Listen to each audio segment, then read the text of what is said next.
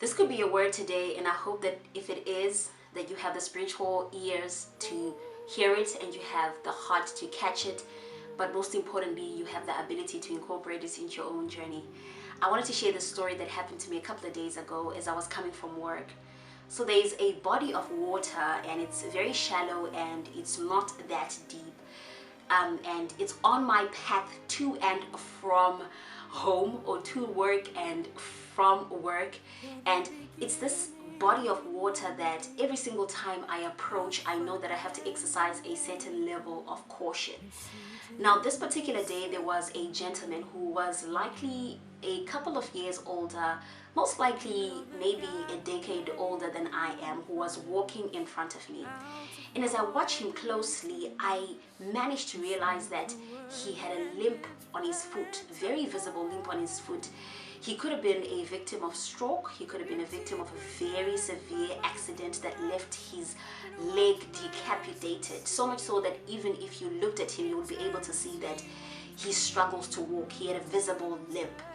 Now, as he approached this body of water, because he was in front of me, you could see that he started to slow down. Not only did he slow down, but he exercised a certain degree of caution that I personally had never exercised in my own journey at any point in time. And I watched him do this, and I couldn't help but wonder.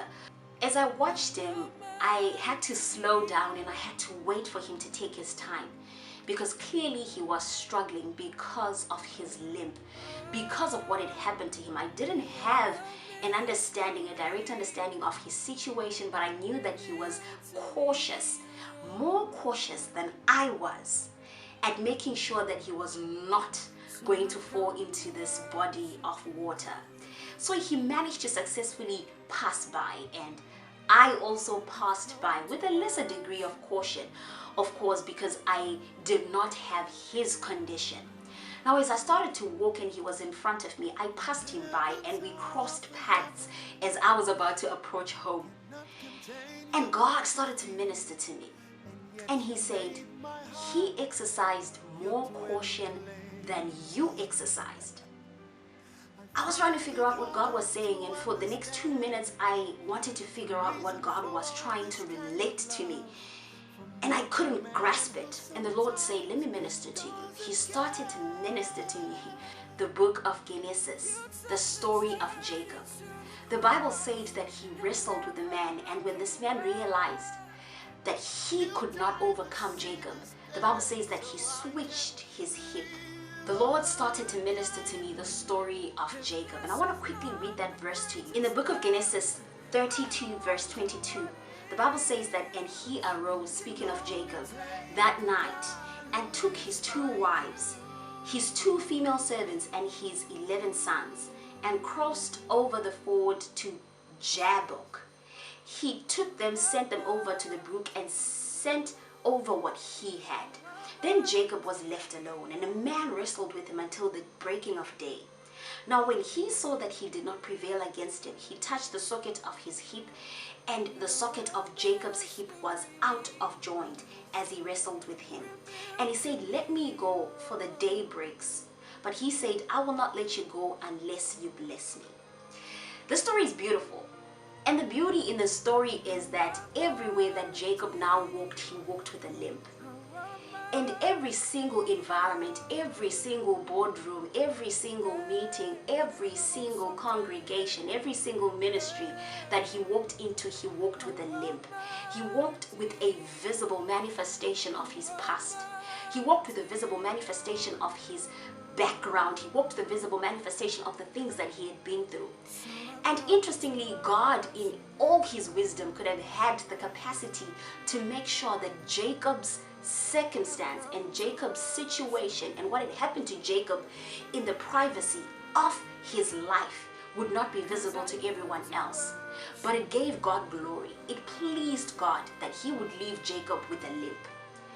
It pleased God to leave Jacob with a visible.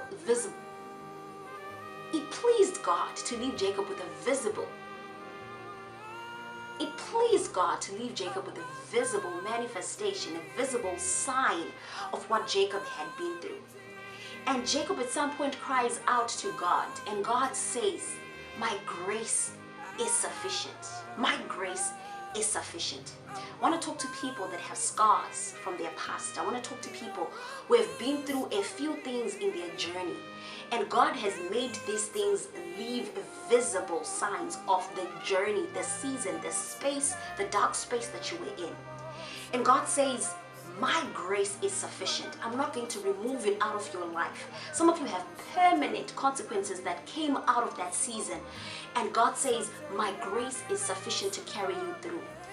But in connection to the story that I'm talking about on this particular day, God said, I leave people like those in life to help you who has not been through what they have been through, to become more cautious.